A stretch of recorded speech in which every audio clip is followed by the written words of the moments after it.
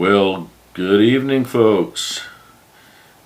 Welcome to Deliver Space, and welcome to an exciting, we hope, evening. We are, let me turn the volume up a little bit. There we go. But we are here to hopefully see the final launch of version 3 of Starship. This is Flight 12. And big night. Right now we are within about 10 minutes, or no, not even that much, just a few minutes, of SpaceX going live with their broadcast. Just a few minutes ago we got word that the final go-ahead was given for prop load. So the propellants are being loaded. And of course we've got all new hardware tonight. This is going to be again, Flight 12, everything from the ship itself to the launch pad itself are brand spanking new, and it's almost like a brand new vehicle, top to bottom, something brand new out of the box. We do have the Super Heavy V3, and this is his first flight, known as, its identifier as Ship 39. And Booster 19, of course, its first flight. All going to be taking off approximately scheduled right now for 7:30 local time here, 7:30 in Florida, 6:30 Central Time in Texas, and been a slight delay. They've moved about 3/4 of the way into the planned window. Window was originally scheduled for 6:30. It runs up into 8 o'clock, so they're about 60%-ish into the launch window, and it's been 2 moves during that time. Have no idea what it's about, never got the word. Tank farm seemed to crank up when it was supposed to, everything went off, and of course now with the final go-no-go for prop loading, that puts us right in the box. So we are looking forward to seeing this in about 45 minutes. But we are going to go right now. The push is going out from SpaceX, so I'm going to be cutting to that, so we don't miss a second of what they're going to be doing. We do expect them to go live here just in a couple of minutes if the timing is holding, and that's what I'm checking. I've got there's a lot going on here, as you can imagine, with the movements in the timeline. And yes, we are going to go live with SpaceX here just momentarily. I'm going to tee this up for us.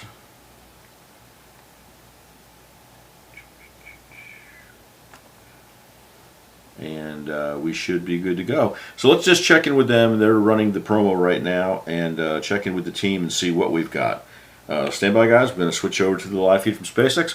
Real quick, thank you to SpaceX for doing this for us. Thank you to our subscribers. I'll check in a little bit later, but just want to thank you all and ask you to subscribe. All those fun things we always do to keep the page growing and keep the channel moving in the right direction. So stand by, and welcome to launch day. Flight directors go for launch.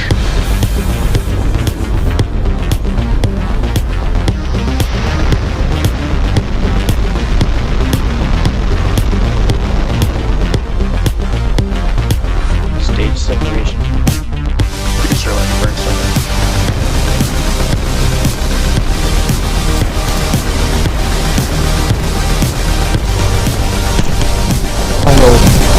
Final minutes of the countdown. Now this is when things start to get real.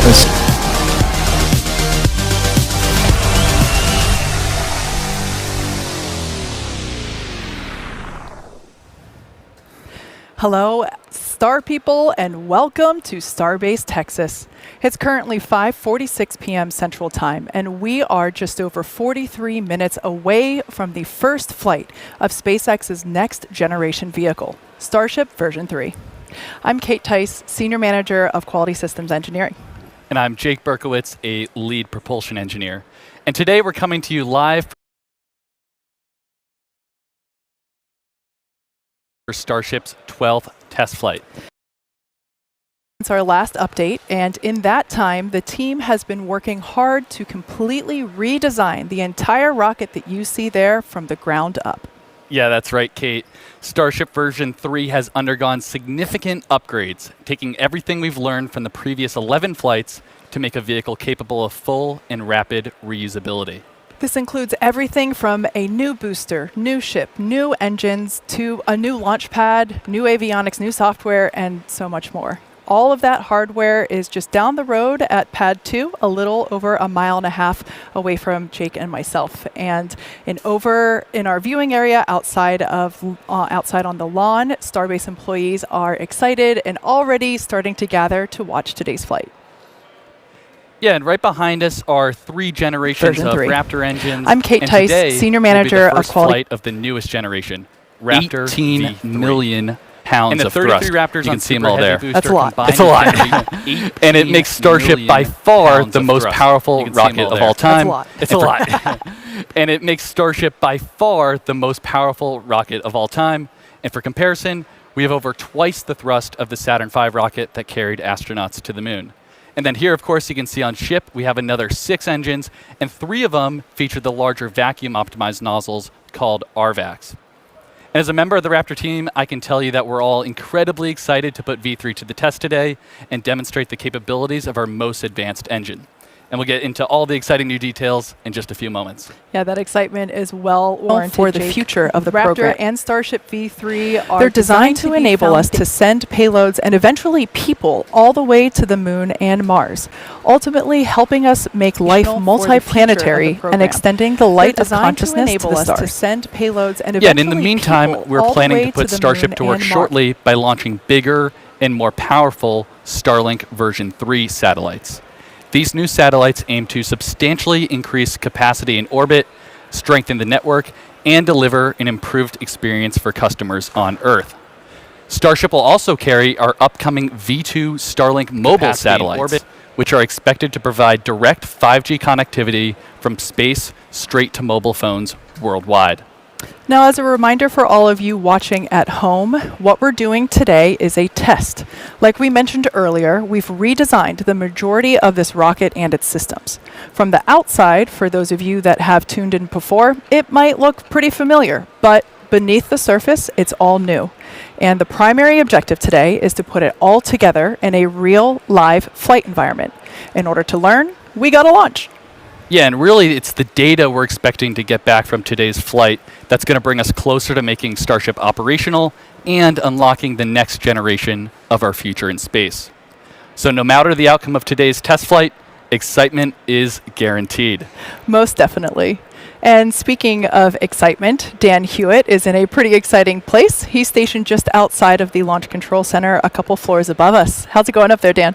Kate, it couldn't be going better. We have a blue sky outside. I'm beyond psyched. Hello, everybody. I'm Dan Hewitt with SpaceX Communications. It's been far too long. Welcome back for another Starship launch. Things are looking good. We are counting down. We moved into our window a little bit, but we are looking good right now at this moment. Behind me, you see the flight control team. They're on console, looking at the rocket, the pad, the range, the weather, everything as we count down to liftoff.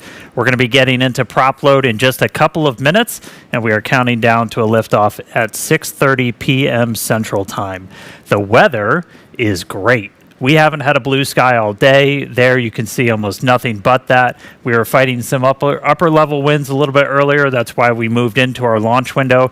But the great news is we are looking go for launch. Also, we're monitoring the range, so air and sea space out in the Gulf and also in the Indian Ocean on the other side of the world, not tracking any issues there. Now, today's countdown functionally going to look pretty similar to most people. There's a couple of differences in timing for some of those major milestones, like when we start loading propellant, when the diverter turns on and the water's flowing, when the engines start up. But otherwise, other than that, all of the hardware brand new.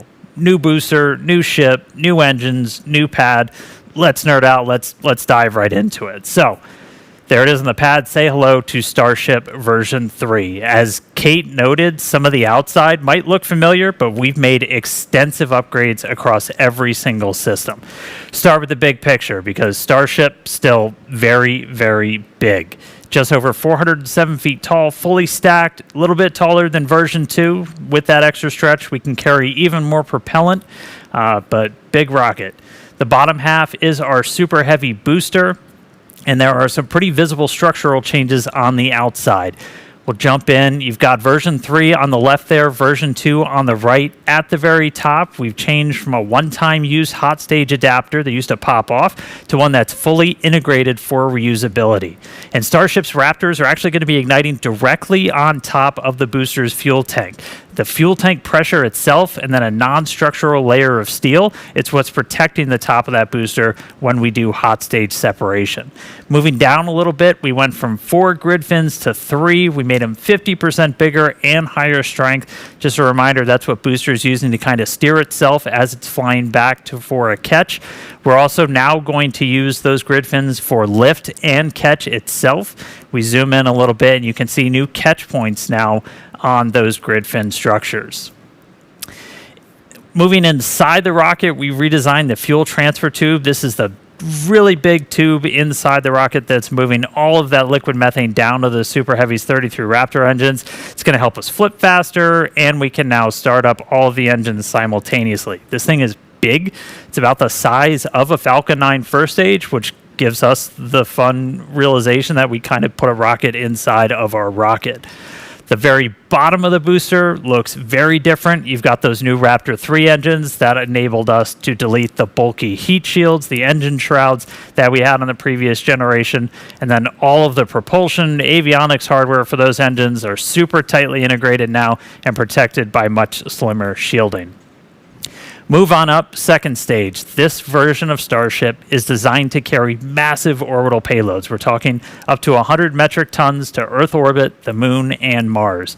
The biggest changes are pretty much all under the hood. We gave the propulsion system a clean sheet redesign, increased the propellant tank volume, and improved our reaction control system, our steering while we're on orbit. When we X-ray inside, the PEZ dispenser is now supercharged, a little bit of turbo, and that's going to allow us to increase the deploy speed for each of those satellites. Today, we're actually flying the heaviest payload we've ever carried on Starship, but eventually we're going to launch with up to 60 of those Starlink V3 satellites. Just below that, just below the payload bay and also down on the aft part of the ship, we've added new docking ports. That's going to enable us to link up in orbit between 2 starships, do propellant transfer. We also modified that main connection point where we load propellants into the vehicle for those future prop transfer missions. So a lot of upgrades tip to tail on the rocket, but powering everything, the Raptor 3.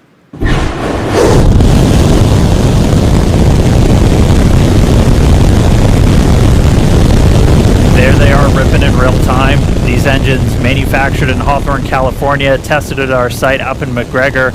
We redesigned their entire ignition system. We bumped up the thrust, so putting out more force, went from 230 to 250 tons force on those sea-level engines, 258 all the way up to 275 on the vacuum-optimized ones. When you look at all of the generations of Raptor lined up, all of those fiddly bits, the sensors, feed lines, controllers, everything that you were used to seeing around Raptor 1 and 2, a lot of those have either been deleted, best part is no port, or they're internally integrated and protected inside of the engine itself. That'll let us dramatically cut down on the weight of the engine, make it easier to manufacture because we are going to be mass producing these things. Now, we make these Raptors in Hawthorne. There's our Hawthorne manufacturing team getting ready to see their engines fly in space for the very first time. Huge shout out to you guys. You're all wizards. Appreciate you getting us some vehicles on the pad today. But incredible amount of effort. World's best engineering team works here at SpaceX. Get this rocket to that pad ready to launch. And we've been trying to follow more of it and document some of it. And if you haven't seen it, check out our new docu-series, Starship.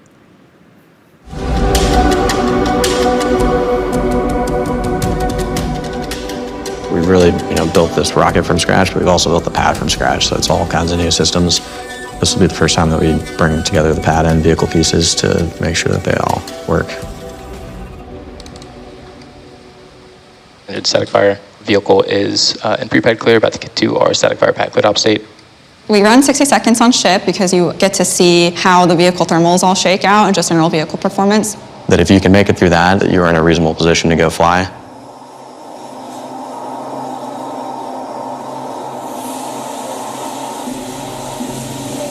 Start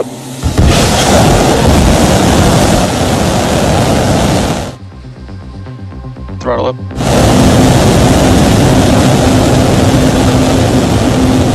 +10. The journey of SpaceX is a journey to give humans access to the solar system and beyond, which is really the goal for Starship. +20.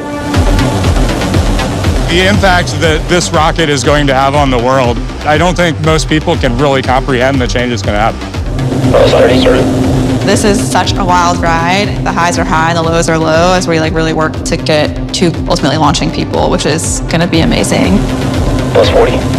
It is not impossible just because it's far beyond what has been done before. We've proved that time and time again. +50.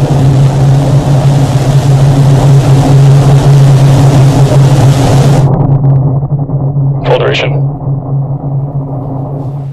Oh man, like Dan said, we've got the world's best engineering team, and I love this docu-series because it's allowing us to get a peek behind the curtains.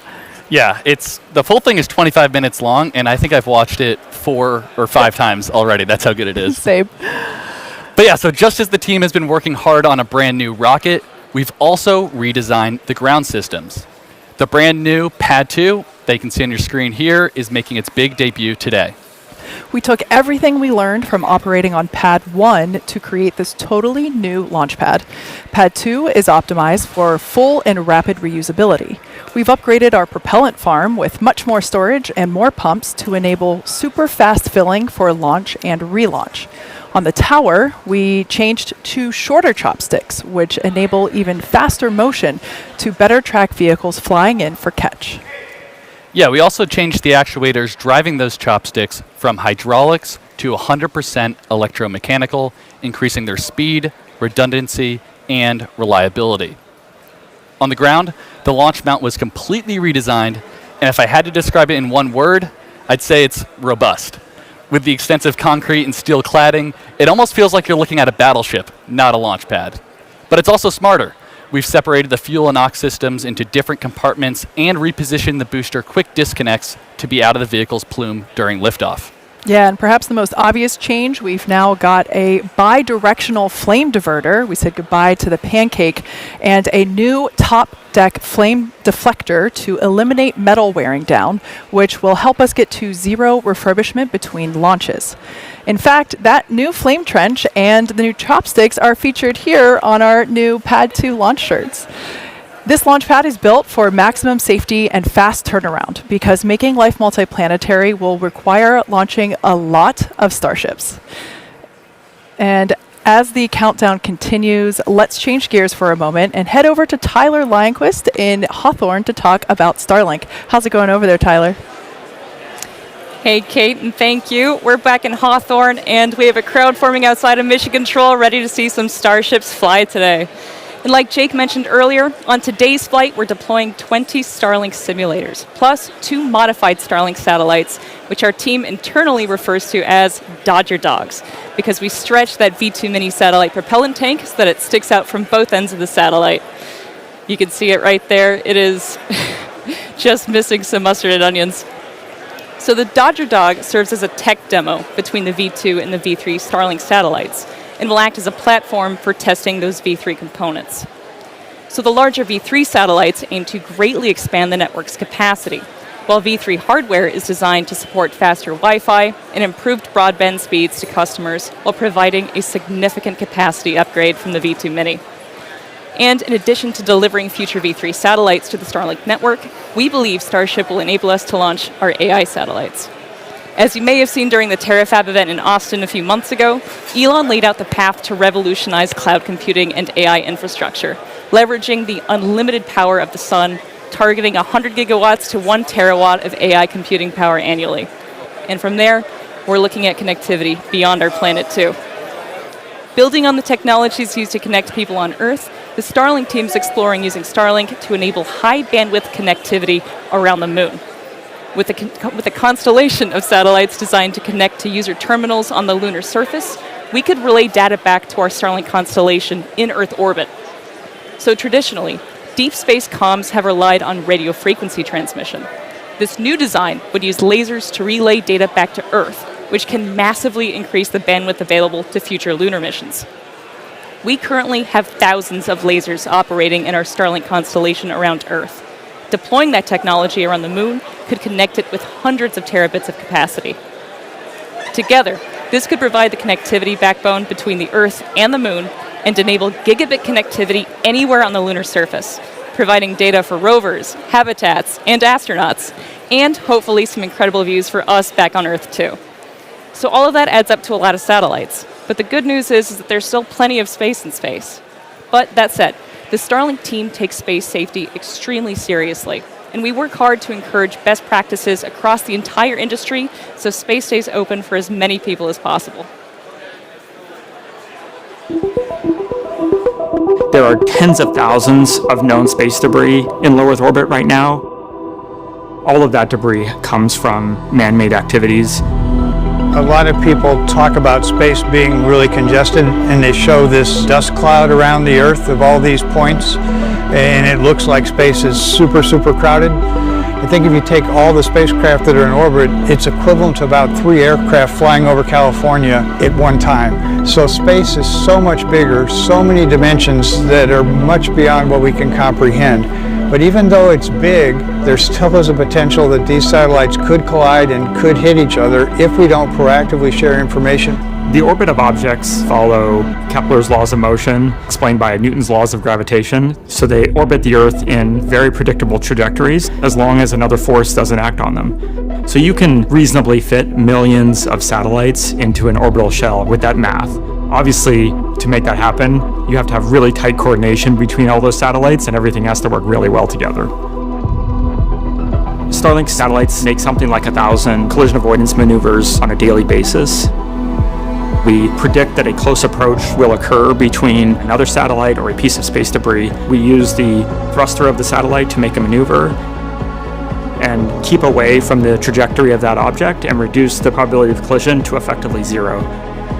Because most of the actual collision risk comes from the surface area of the solar panels, we lower the solar panels to reduce the cross-section in the plane of the close approach to further reduce risk. On Starlink, I'm also excited to talk about a program we call Stargaze. Cameras on the satellites looking up into space, measuring the star field. You can imagine 10,000 satellites staring up into space and detecting all the objects in low Earth orbit. You effectively almost have a real-time view of what's happening in the low Earth orbit environment.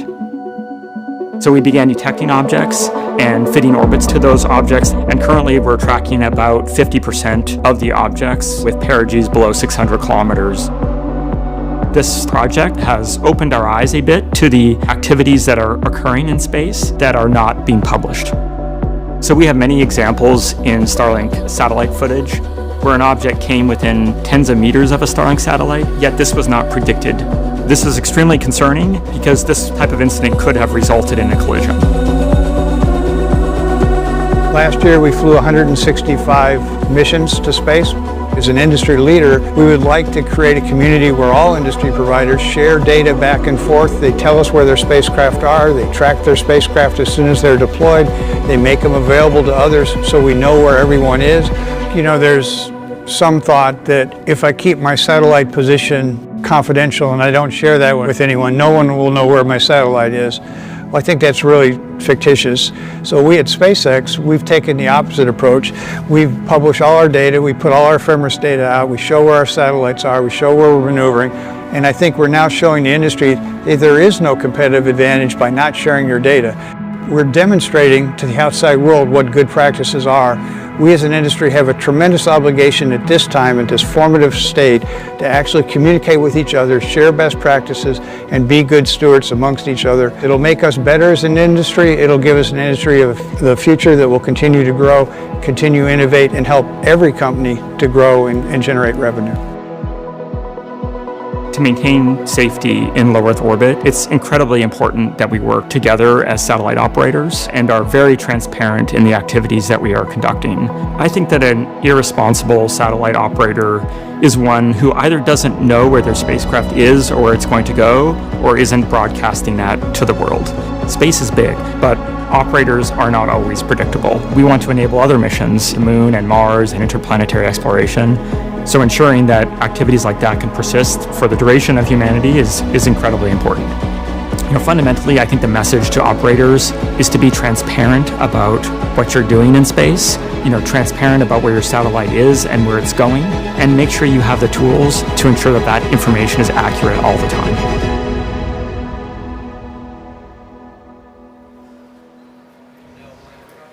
Starlink's future is bright and helping ensure space safety for all operators along the way. Now let's take a look into the flight profile for today's test. As we've mentioned a few times already, there are numerous redesigns making their debut today across the entire launch vehicle. In light of this, we want to keep our learning focused on all that new hardware and software, so we're running a flight profile similar to our last 2 Starship flights in order to minimize new variables. Yeah, and we'll start with liftoff, where Super Heavy ignites 33 brand new Raptor 3 engines. We power through ascent ahead of hot stage separation. Booster shuts down all but 5 sustainer engines. Stage 2 lights its Raptor engines while still attached to Super Heavy. We get to see stage separation debuting the integrated hot stage, directional booster flip, engine relight, and boost back using 33 engines. And after coasting for a few minutes, the booster today will target a landing burn and soft splashdown a few miles off the coast from Starbase. Yeah, Ship does a bunch of fun things like deploying 20 Starlink simulator satellites, 2 of them Dodger Dogs as we affectionately call them, single engine Raptor relight, and then re-entry. Everybody's favorite part, lots of fun Technicolor colors that will be brought to us by Starlink. And if all of that goes as planned, we will finish the test with a flip, a landing burn, and a soft splashdown in the Indian Ocean. And actually, in just a few moments, thanks to Starlink, we'll be going live to the Indian Ocean and chatting with the ship recovery team stationed out there. I'm so excited for that. That's going to be awesome. So cool. But sit tight. First, we're going to go to Dan for a quick status check. Yeah, thanks, guys. Everything's still looking good. We are not tracking any issues technically on the vehicle or on the pad. Range status continues to be good, both the range out here in the Gulf and out in the Indian Ocean. As you can see, we have started our propellant load. That happened at about 36 minutes before T0. We're loading about 20% faster on Pad 2 than we did on Pad 1. Our flight director, Ty Huntington's back in the chair again. He was there for Starship's first flight test and 11 back for V3. He did that final go-no-go at about T-minus 1 hour. We do start loading on ship first. That happened at about T-minus 37. Booster follows about 1 minute later, starting with its liquid oxygen and then its liquid methane. And then ship fuel is the last one to kick off at about T-minus 35. We're going to continue loading all of this propellant on board until about 3 minutes right before launch. 3 minutes 20 on ship, 2 minutes 50 on the booster. So we go pretty much right down to the wire. But as of this moment, still looking good. T0 set for 6:30 p.m. Central Time. Continuing to load prop, continuing to count down. All right. If you've been following along with these launches, you know we've been sending these suborbital and they splash down in the Indian Ocean. How the heck do we see some of that? Well, we have our recovery team, our Starship recovery team, and one of their primary jobs is to get those re-entry views and a whole lot more. We're going to take them now. We're joining them out in the Indian Ocean. We've got Suren Sinai standing by, taking a moment from the recovery ops. He might be frozen. Let me know if you can hear me, Suren. How's everything looking out there in the ocean? Dan, I can hear you loud and clear. We're sitting in about 8-foot waves, but it's looking like a clear day, ready for a ship to come on through. All right, man. How many of these have you done? And walk us through. What's the recovery team's primary job out there? I've done 6 and now 7 of these missions, and with every mission, we've seen it evolve, and but our primary goal has always been to clear the range. So just like we do over in the Gulf, the same kind of happens here. We send 1 to 2 boats out and we make sure there's nothing in the area so that the rocket is clear to land. And then once we can guarantee that and have the rocket leave the pad, then we can proceed to imagery collection. So we have All right, we'll see if we can get him back, but they're out there in the Indian Ocean. I think everyone's familiar. They've got the buoy cams. They've got the drones that are going to be going up, so we're going to be cutting back to them live once they get. They've been doing some practice stuff. We've been able to shoot some of this. So there you can see Seren getting those buoy boats. So they're basically out there. They're deploying these boats in the splashdown zone. If you get a live view from one of these boats, that tells you that we're pretty much nailing our target on that. And then Seren and a couple of our other recovery folks out there are going to be flying drones to hopefully get that imagery of Starship coming back. It's super critical for us to see just how that heat shield performed after reentry, and just having them out there remote, just in the middle of nowhere, plays just a really critical role in just rapid iteration on Starship and its heat shield. So looking forward to hopefully seeing some views from them a little bit later. But for now, let's head back down to Kate and Jake for the latest progress at Cape Canaveral in Florida. Thanks, Dan. Now, if we want to get to the moon and then Mars as fast as possible, there's really only one answer: launch a lot more rockets. Yeah, and to do that, we're going to need a few more launch pads and support buildings, which is exactly what we're working on over in Florida. So originally built for Apollo and then the Space Shuttle, Launch Complex 39A has flown 126 Falcon missions since SpaceX reactivated the pad in 2017. Yeah, it's crazy that it's that many. Fun fact, I actually hosted the live webcast for our very first launch at Pad 39A, and it was so exciting to see that come back to life. It's also exciting to see how today, almost 10 years later, the ongoing construction and development that will bring a second launch tower to Launch Complex 39A. You can see it ongoing there on your screen. It's designed to expand our capabilities to support Starship launches in the future, while also continuing to support Falcon Heavy missions from the original Apollo Shuttle Falcon launch tower. Yeah, and we're also building a Starship launch pad at Slick 37. And to support the uptick in future launches, there's Gigabay, a giant assembly and maintenance facility designed to prep Starships ahead of Florida launches. And when complete, this huge structure aims to hold 24 work cells in over 800,000 square feet of workspace. That's 24 rockets under one roof. That's absolutely crazy. Could be so many. Yeah. So SpaceX's future in Florida is quickly taking shape with our very first launches on the horizon. Yes, a horizon that aims for regular trips to the moon. Now, staying with the lunar conversation, we're going to head back up to Dan, who has Starship Vice President of Engineering, Bill Riley, our favorite webcast visitor, to talk about the moon. That's right, Kate. Yeah, crashing the webcast again. Bill Riley, VP of Starship Engineering. Thanks for coming, Bill. We wanted like a couple of minutes to geek out about the moon. Like Artemis 2 just flew humans around the moon for the first time in like 50 years, more than 50 years. I personally was wildly caught up in it. I don't know how you felt about the whole thing. Yeah, I found it really inspirational. I think part of being a spacefaring civilization is being out there exploring, and I thought Artemis 2 got us back to the moon and back exploring and being out farther than we had been before. It's always wild when you see space stuff kind of break through into the mainstream, and like it felt like that really did it. And I mean, that's going to continue happening. We're looking at a higher cadence of missions in Artemis, and Starship's obviously going to play a pretty big role in the entire Artemis program. But like, what's kind of next on the horizon?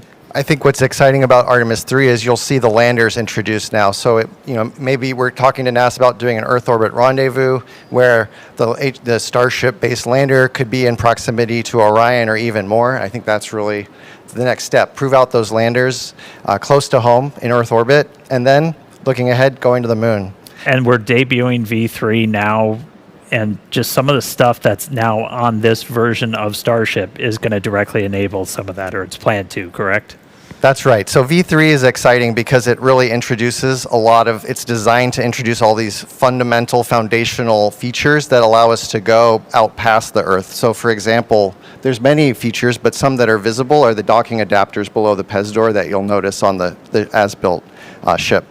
And then as we look out past V3, there's other configurations of Starship. There is a tanker that takes the propellant to dock with the lander that will land on the moon. And think of the on-orbit propellant transfer as sort of like the gas station in the sky. And then that gas station will be what we call the depot. And then the plan now, and the plan's been, but it's really emphasized now, we're not just going for flags and footprints, we're talking permanent infrastructure on the moon, right? That's right. We have to build up to that capacity. So the first landers will be, a new set of boot prints to kind of start a new generation of explorers. Then we'll build into cargo landers like you see here, maybe bringing down a rover to the surface. Some infrastructure might even be staying inside the landers. And then as we look to an even brighter future, having a permanent presence in a moon base. Yeah, I'm ready for the moon base.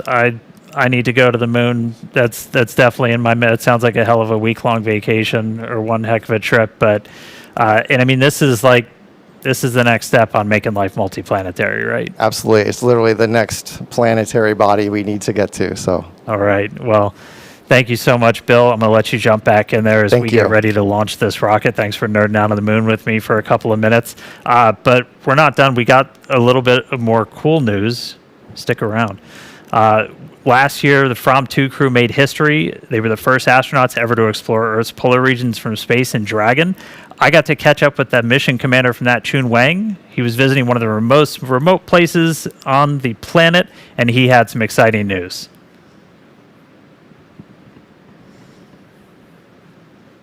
Awesome to talk to you. Start me off. Where the heck are you right now? Thank you for joining me to Bui Island. And this isolated island in the South Atlantic. It's arguably the most remote island in the world. It looks super isolated. You're only there with a couple of people. Kind of feels like a space mission to me. So let's just jump right in. You are going to be on the first interplanetary mission on a Starship. So it's going to be a flyby mission of Mars. A lot of people are talking about how Mars will be like. We're going to fly to Mars, we're going to land on Mars, we're going to build city on Mars. But let's get it started with a flyby. Doing a flyby of Mars, that's a heck of a trip, but you're kind of built for this kind of mission, right? Because if you're not landing on the surface, you're spending a long time going out there, you're going to fly by it, it's going to be like just an insane couple of hours, and then it's a big trip back home. How are you kind of built to handle this kind of a journey? This actually myself of Cairo. I can stare at the map view on airplane all the way from takeoff to landing. So I think I'm enjoying the trip. So it's not just the Mars flight, you're also going to be taking a trip around the moon, right? So kind of do that step before heading all the way out to Mars. Yes, because even though it's just a flyby, it will try a lot of things that never been attempted before. How do you kind of see these types of missions in kind of the grand scheme of everything? It will light the fire. It will ignite imagination, and it will build the momentum. After we come back from Mars, you have an opportunity to take some real photos of places at Mars.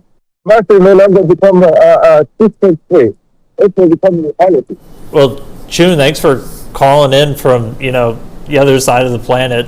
Super cool location, super cool to talk to you, and exciting. You're going to get on Starship. You're going to go around the moon and then do the first flyby of Mars. It's insanely exciting stuff.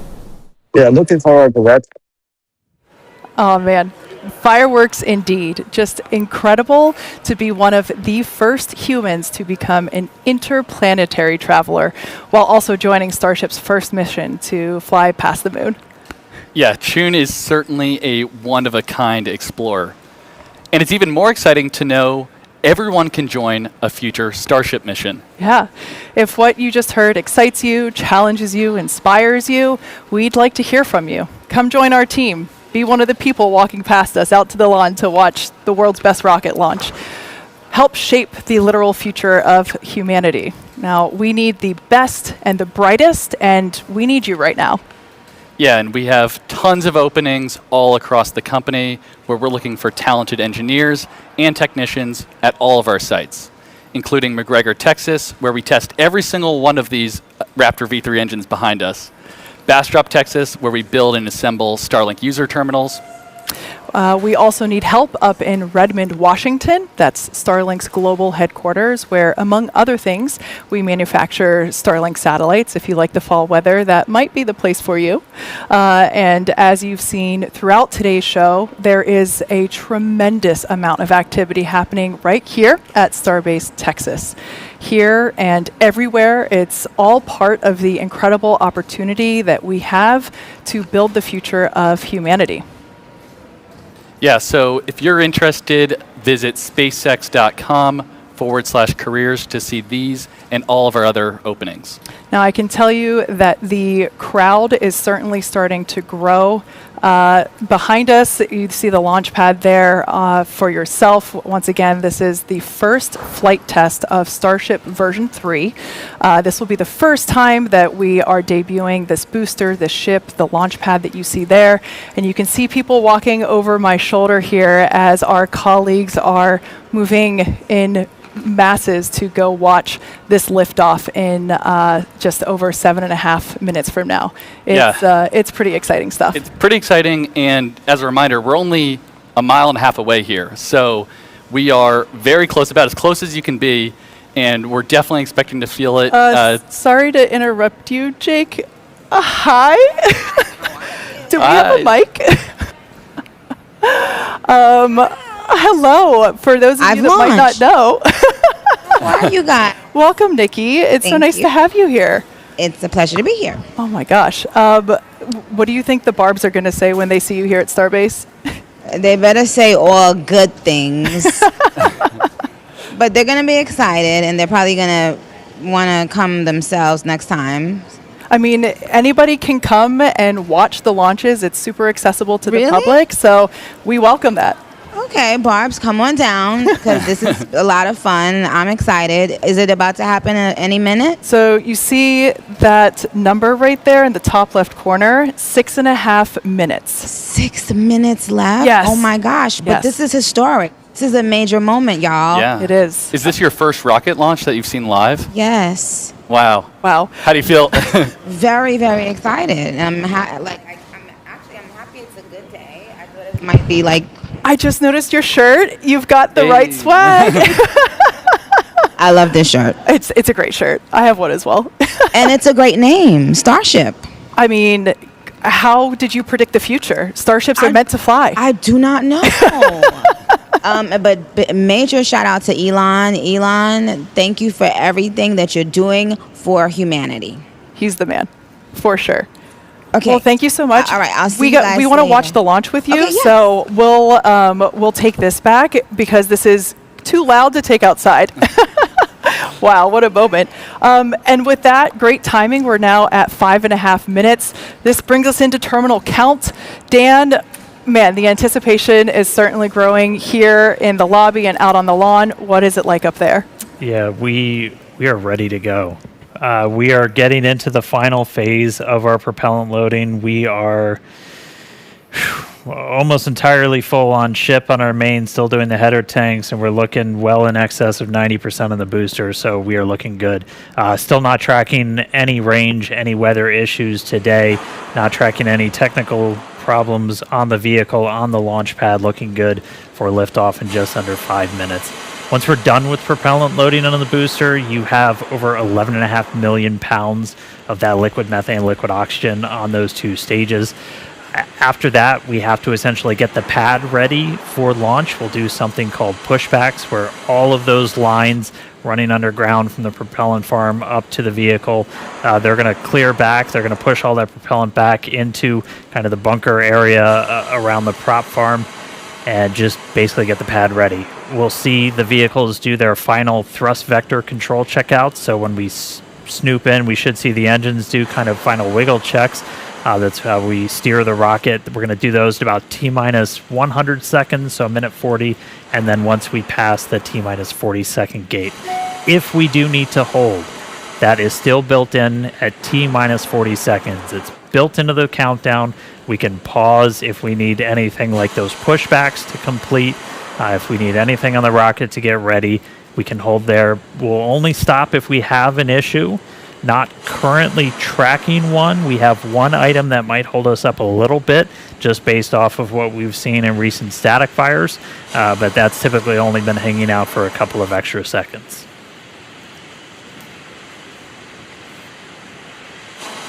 And then once we pass T-minus 40 seconds, a lot of things will happen in rapid succession.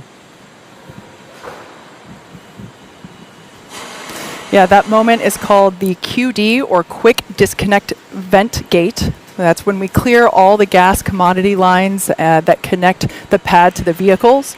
Both the ship and the booster configure their comm systems for flight and are rapidly running leak checks on gas and fluid tanks. The booster goes to internal power and its engines get their final priming for launch, while the ship's engines begin their ascent bleed profile and arms the automatic flight safety system.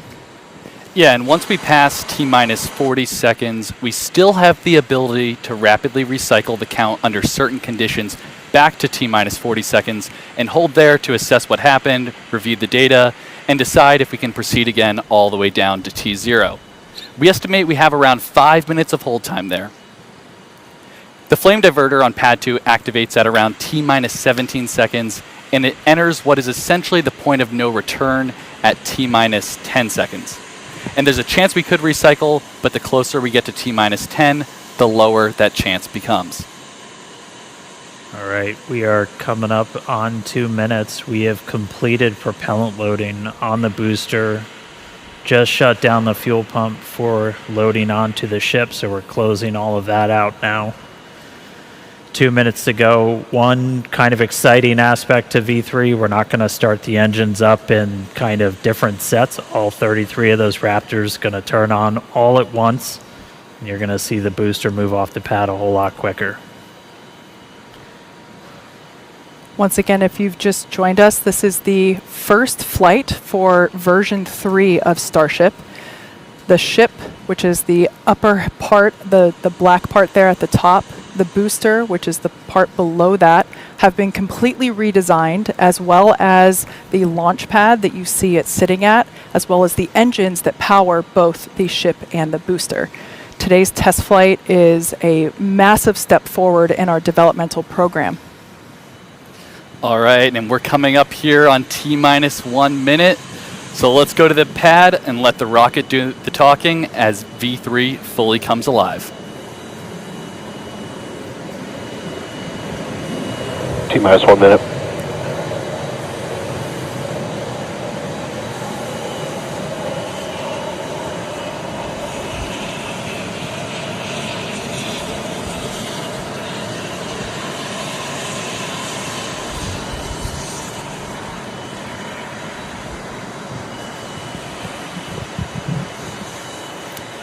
All right, so we did hit the hold at T-minus 40. Again, this is something that is built into the timeline. Not surprising, as we are doing this first flight off of pad 2. Sounds like we might already be clear. We held for a second just to make sure that the quick disconnect vents were basically ready for their final throwbacks. So we'll hang tight for a couple of seconds. I think we're about to reset, and the reset is in. Counting down, first flight of Starship V3. Psych, back to rapid recycle. All right, so hold here for a second. Looks like we're still managing some pressures in the ship quick disconnect.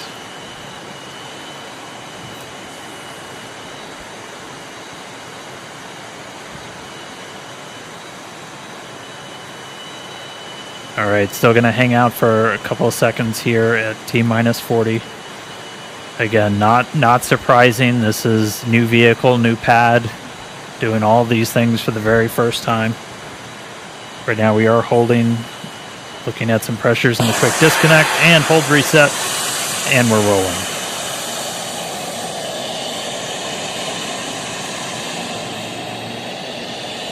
Flight directors, go for launch.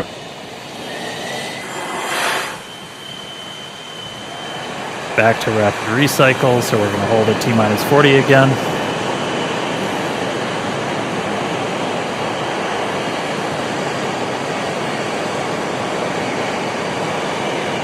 Hang tight for a second, we'll see what tripped this last one. As a reminder, we can hang out for quite a few minutes at T-minus 40 if we need the extra time. You're not actively loading propellant onto the vehicle anymore, so the main thing you're kind of keeping an eye on is all of the temperatures inside those propellant tanks.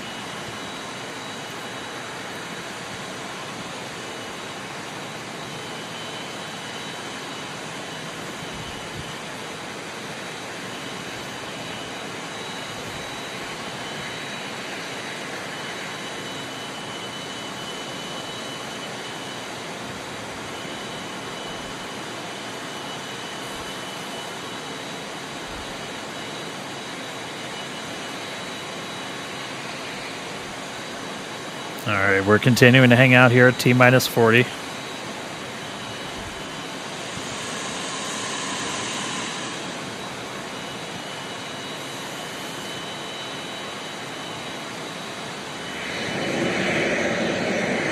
Team's taking a look right now at our diverter, so that water diverter underneath the system did trip a hold, but that basically just gives the team the chance to look at it, see if it's something that we need to troubleshoot in data or if it's something that we can clear this hold. So continuing to hang tight, T-minus 40 seconds. Starship and Super Heavy fully loaded on the pad. Clock is rolling.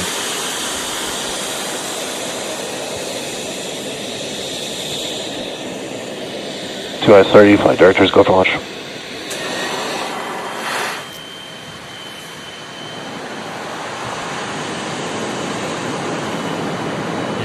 Kick back to rapid recycle again.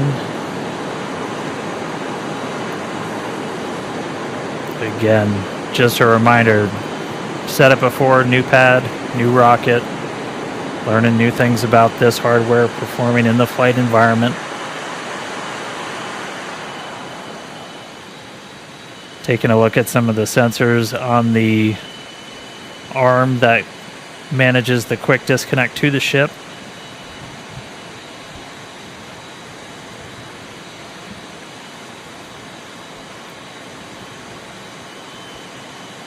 I promise we're not just trying to prolong the anticipation. Team's taking a look.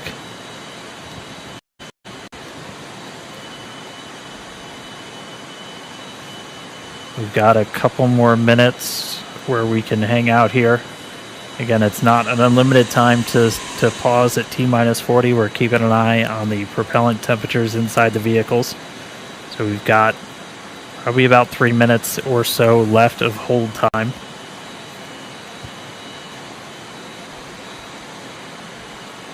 Team's taking a look at the hold that tripped on that arm for the quick disconnect on the tower.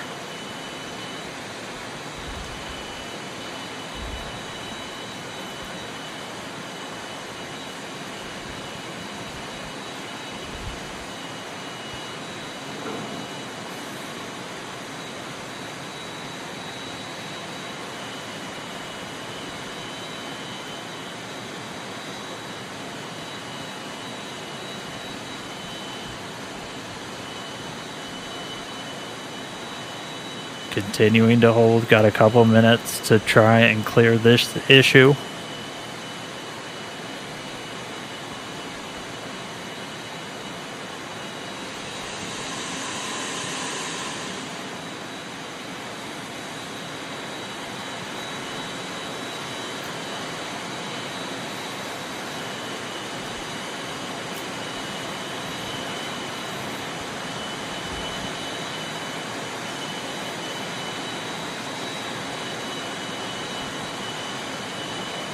Still holding T-minus 40, still troubleshooting this issue.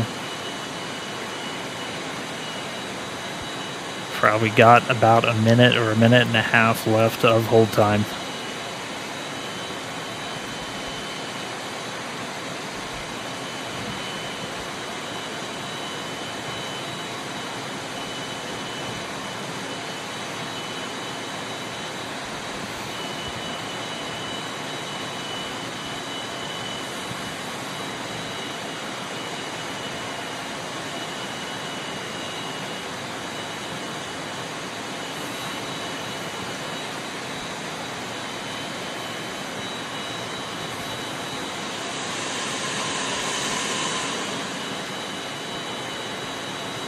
Flight control team confirmed still working through the issue.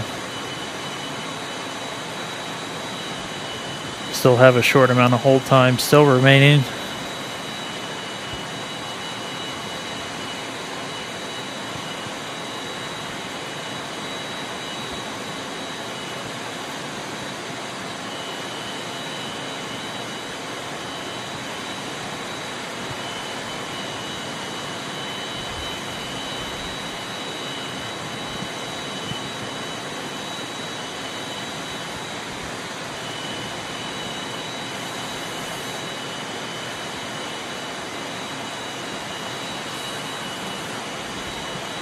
Still holding T minus 40.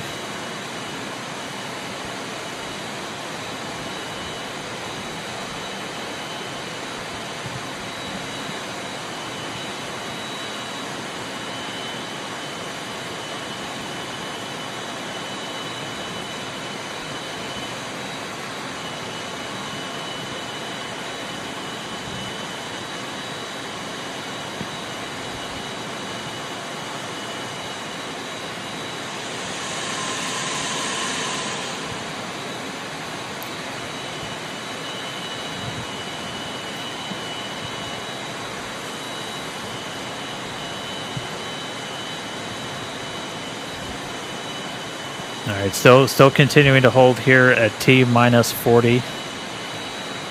While we do that, the team's looking at temperatures of the propellant inside those tanks. We kind of check that against simulations that we've run in the past. There's some margin in those.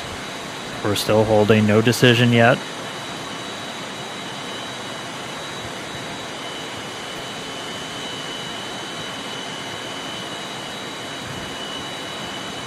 Sounding like we have the fix in place.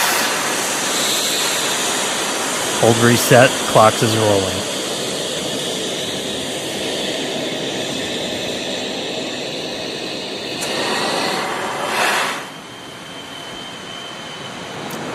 And we're back into rapid recycle.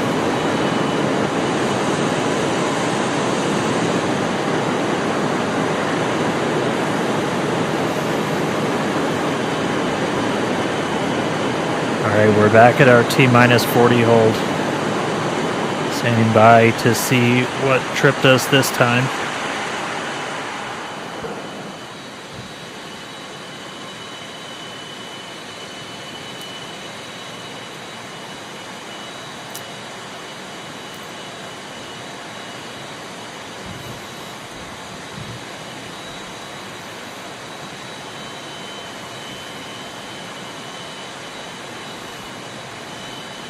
All right, it is sounding like we are not going to be able to clear this issue in time today, so we are going to be standing down from a launch.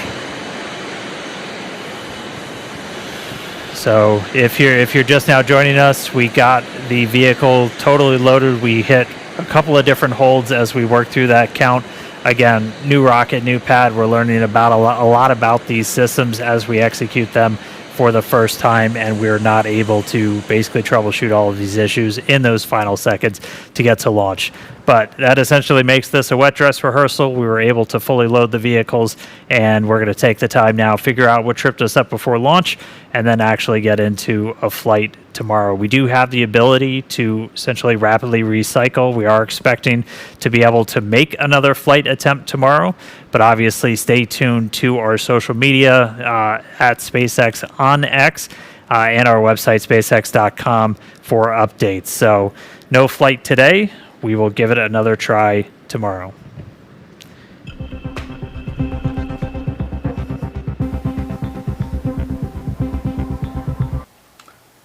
All right, folks.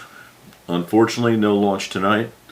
As you saw, we got down to 40 seconds, which was the normal hold, and there was a number of trips, sensors tripped from what they were telling us.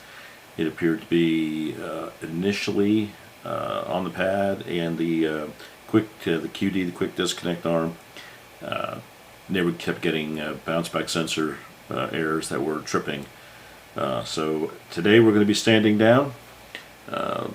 We will carry the launch as soon as we have a recycle date. They hopefully can figure out what the issues were with that QD issue and the other issues that hit. But even though there was a little bit of time left in the window, the prop temperatures are the issue. And once they hit a certain level, the launch is no longer possible. Prop temperatures, prop pressures are all obviously clearly important. So we will get back. The one thing we did hear, a little bit of exciting news about someone who's been chosen to, Chung Wang, I believe, was the individual who was going to be doing, at some point, a fly around the moon and a flyby of Mars. So that's being put into planning stages. So we'll wait to hear a little bit more information about that. But that was very exciting. And again, was fresh news on the wire. So we will get some details on that, report that back to y'all. But for tonight, we're going to stand down. And we will be back with you on the next launch attempt as soon as that is announced by SpaceX. Again, thank you to SpaceX. Thank you to all the folks out there doing a great job. This one has to get done as right as possible. This is a brand new system, and these things are going to happen. So they're going to do it right. But congratulations on where we have gotten so far, and we look forward to the rescheduled launch. Thank you to our subscribers. If you're not a subscriber, please go ahead and subscribe, hit the like button, hit the bell so you'll be notified of future videos and live streams. There are going to be many, and this is the first of many with the new version of Starship. So please do that, help Papa D out. It'll get us a little bit further out into the YouTube world. Give us a chance to get some broadcasts out to some more folks out there. So thank you again for stopping by. Again, we did not have a launch, but that's the name of the game in the rocket business.